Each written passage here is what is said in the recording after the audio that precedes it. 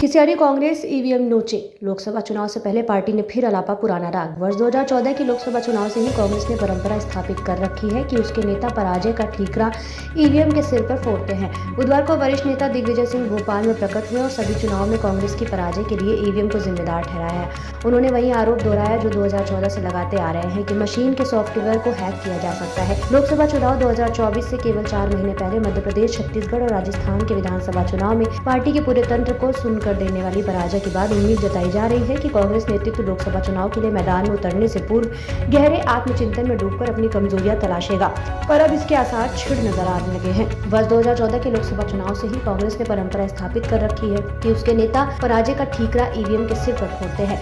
विगत 3 दिसंबर को 3 राज्यों के चुनाव परिणाम आने के 52 दिनों बाद भी कांग्रेस इस परंपरा का पालन कर रही है। बात वही रहती है, नेता जरूर बदल जाते हैं। प्रदेश में नई पीढ़ी के लिए स्थान रिक्त करने की मांग के बीच पार्टी के वरिष्ठ नेता दिग्विजय सिंह भोपाल में प्रकट हुए और सभी चुनावों में कांग्रेस की पराजय के लिए ईवीएम को जिम्मेदार ठहराया। उन्होंने वही आरोप दोहराया जो 2014 से लगाते आ रहे हैं।